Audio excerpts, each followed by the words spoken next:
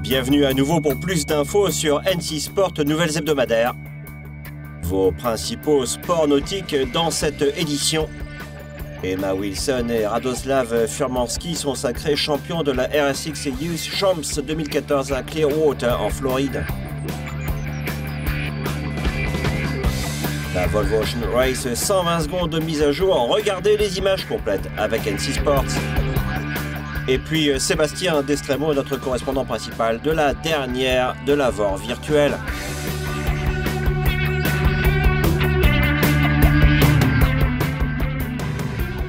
Class 1 et V1, les puissants engins se mettent à l'eau à Terracina pour le Grand Prix d'Italie. Fendi et Carpitella soutirent le triomphe à Victory.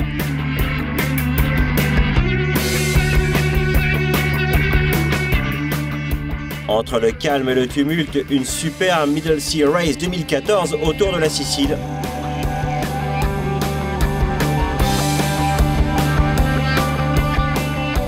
Les meilleurs jeunes surfeurs sont maintenant à Ericeira au Portugal pour les championnats du monde junior ASP.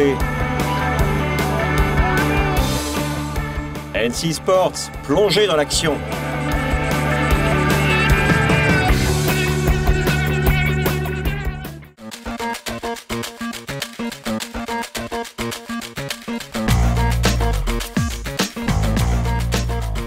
L'Anglaise Emma Wilson et le Polonais Radoslav Furmanski ont été respectivement couronnés nouveaux jeunes champions 2014 de la RSX en Floride durant le week-end. 54 hommes et 28 femmes de 18 pays ont rejoint Clearwater dans le golfe du Mexique et offert de bonnes conditions de course avec des vents entre 10 et 20 km/h, du soleil et un temps très doux. C'était le premier officiel RSX classe jeune jamais organisé aux États-Unis, le berceau de ce sport.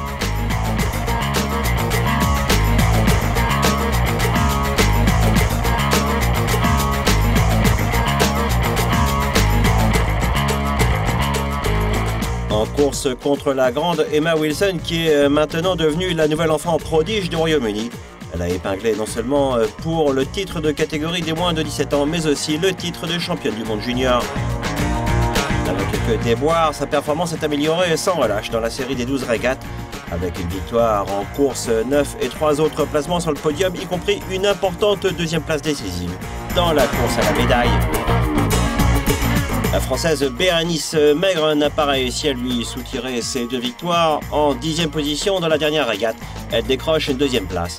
Même scénario pour l'Italienne Marta Maggetti qui termine à la 3e place ici à Clearwater.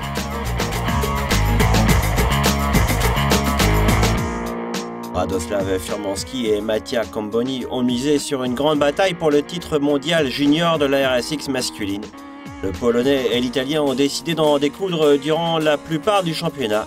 Ils n'ont cessé de négocier les premières positions. En fin de compte, un seul point a tranché sur le titre en faveur de Radoslav, 27-28.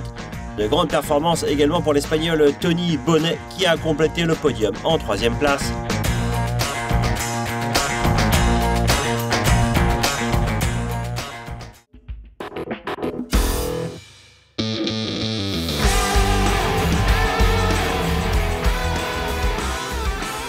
Et maintenant la dernière Volvo Ocean Race à jour en 120 secondes. Après la première division au Cap-Vert de la semaine dernière et encore un autre regroupement à l'Équateur, le marasme est devenu un indéterminant laguine passage de la flotte, maintenant sur son chemin en Afrique du Sud. Après les VOR 65S offrant des vitesses égales dans leur descente le long de la côte africaine, cette équipe ont dû prendre leur pari et chercher des options très différentes pour traverser les aires de lumière difficiles sur une propagation d'est en ouest.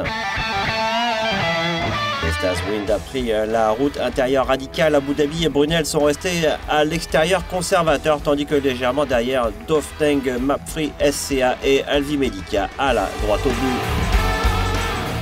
Il est clair que Bouwe Baking et Ian Walker auraient tout intérêt à naviguer vers l'ouest. Et comme prévu, ils ont de meilleurs angles devant et une meilleure vitesse une fois dans le sud de l'Atlantique. Il ne s'attendait probablement pas à rencontrer Chris Nicholson, toutefois il mène habilement la route vers l'Est et du mieux qu'il peut, il risque et se cale dans la 3e position. De Fernando da Noronha juste au large de la côte brésilienne serait la prochaine étape obligatoire, une prochaine réalité. Abu Dhabi et Brunel ont traversé le coup à pratiquement Vestaswind et s'impose en 3e position avec à peine 30 000 en moins, tandis que le reste du peloton s'est battu pour avoir un écart de plus de 100 000. Face au vent d'Est généré par d'énormes basses pressions dans l'océan austral, un groupe de 3 vétérans de la Volvo Ocean Race se battent actuellement pour garder la tête dans cette étape 1. Cela devient très intéressant et la flotte est maintenant en direction en plein sud vers le sud-est, avec les équipes de nouveau à la recherche de la meilleure option pour passer à travers les systèmes météorologiques et réaliser un meilleur temps sur la dernière étape jusque Cape Town. D'autres infos sur la prochaine mise à jour NC Sports. En plus, chaque dimanche à 21 h, Nautical Channel ne manquera pas à la régate du plus grand tour du monde avec une demi-heure de présentation officielle de la Volvo Ocean Race 2014-2015. De la réalité des océans ou en ligne, notre correspondant principal Sébastien Destremo a maintenant son résumé de la course virtuelle.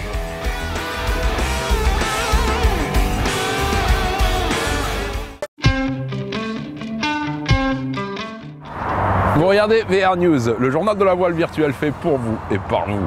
Bienvenue au bureau. On est nombreux à nous demander pourquoi la tête de la course longe les côtes du Brésil après avoir passé la bouée de Fernando de Noronha. La route directe est plutôt au sud-est et pourtant tout le monde semble en faire cas, au 180 voire 190. Eh bien, cela s'appelle l'anticyclone de Sainte-Hélène. Créateur des alizés de sud-est, cet anticyclone très instable nous barre la route pour rejoindre Cape Town en ligne directe. Il va nous falloir le contourner par l'ouest et viser la formation d'une dépression au nord de Punta del Este en Uruguay pour traverser l'Atlantique toute voile dehors. Le virage à gauche est très difficile à négocier et est un moment clé de cette première étape vers l'Afrique du Sud.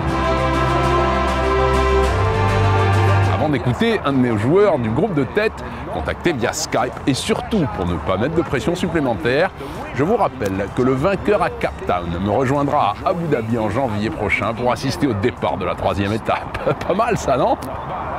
De toute façon, dans tous les cas, il faudra passer ce anticyclone. Moi, je pense que il y a un petit passage qui se présente d'après la carte météo à 72 heures. Je vais essayer de le prendre. C'est pas à gagner parce qu'on sait que la météo n'a rien de sûr à 100%. Donc il faut pas se trouver au mauvais endroit au mauvais moment. Sinon, on a un petit coup d'élastique et il y a ceux qui passeront et ceux qui resteront.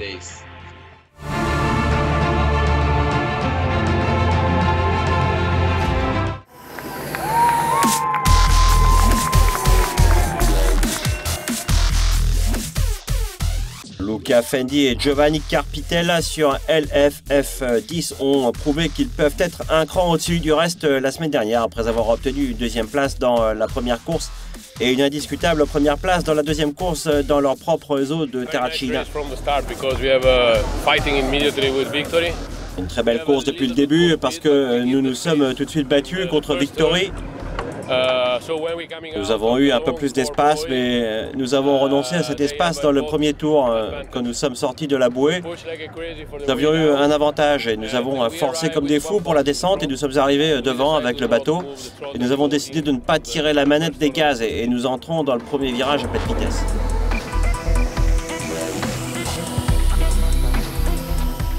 Repousser les leaders du championnat du monde, Al-Safin Bin Endi a été un énorme résultat de cette équipe nouvellement formée, qui a tenu des vitesses moyennes de plus de 97 nœuds. Le retrait inattendu de Victory sur la 10e parcours dû à une défaillance de la boîte de vitesse a finalement clos le dossier en faveur de la Squadra Azzurra. Pour courir sur la même voie et sur le même parcours que celle de la classe 1, ces monocoques font désormais partie intégrante du spectaculaire événement de bateaux à moteur EIM, avec une moyenne de vitesse de plus de 85 nœuds. Et en décrochant une 3e et une première place, les Belges Daniel Kramphorn de Aquasport et Nico Hubens ont également dominé dans la catégorie V1. Quand nous étions à Ibiza, nous avons eu des problèmes, beaucoup de problèmes, des choses à résoudre. C'est la première fois dans le même bateau, mais maintenant que nous avons fait 4 courses ensemble et 4 qualifications, nous sommes une équipe, une grande équipe, et nous sommes peut-être une petite équipe aussi, mais bon, on y met beaucoup de passion. Et c'est ça qui est bien. Et maintenant, pour les deux Class 1 et V1, ce n'est pas fini. On attend le dernier GP de la saison 2014 UIM prévu pour ce décembre à Abu Dhabi. Soyez là avec NC Sports.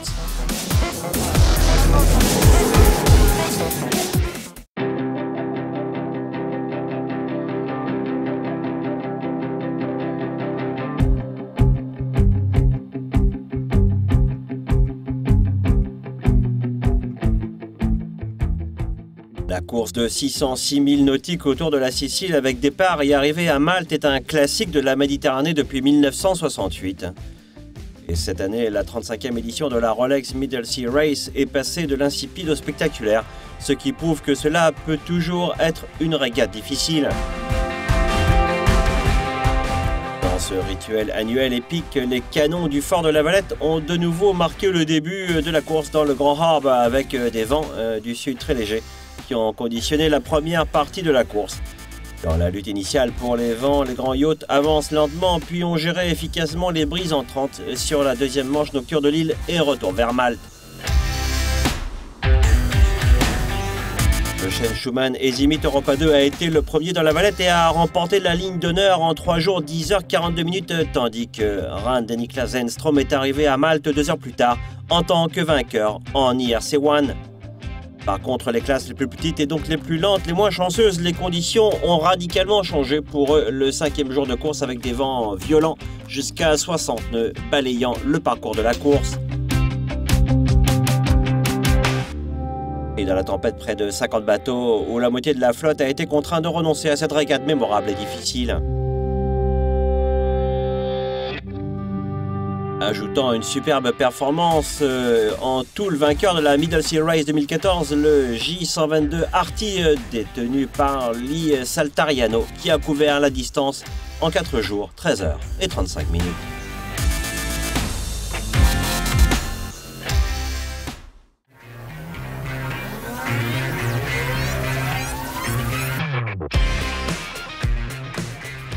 Les championnats du monde junior ASP sont maintenant au complet avec une pause à Ericeira au Portugal où les meilleurs jeunes surfeurs de la planète s'affrontent pour le titre 2014. Les notices incluent les top surfeurs hommes et femmes de chacune des régions ASP, Australie, Asie, Europe, Hawaï, Japon, Amérique du Nord, Amérique du Sud et l'Afrique du Sud.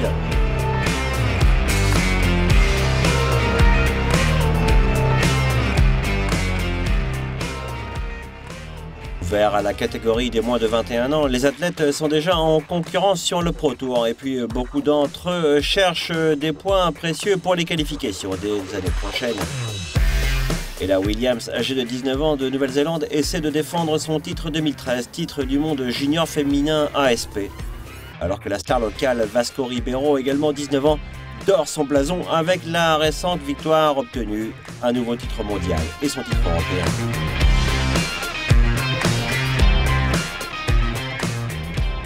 Prévision météo de l'Atlantique Nord prometteuse, les houles vont frapper la côte portugaise pour cet événement très attendu dans le programme de l'ASP Junior. L'action est assurée.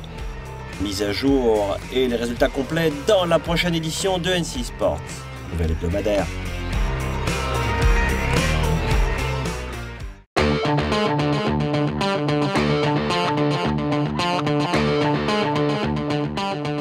Les Bermudes ont assuré des conditions parfaites durant le week-end. Johnny Bernstein et son sailing team Stena ont affiché un 3-1 contre l'équipe suisse de Eric Monin et décrochent une deuxième victoire historique à la Gold Cup du groupe Arco.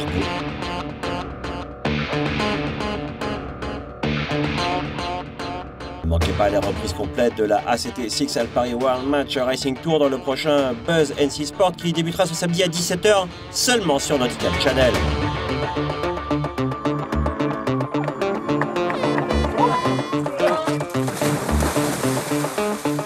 Fantastiskt gött. Vi har seglat grymt bra.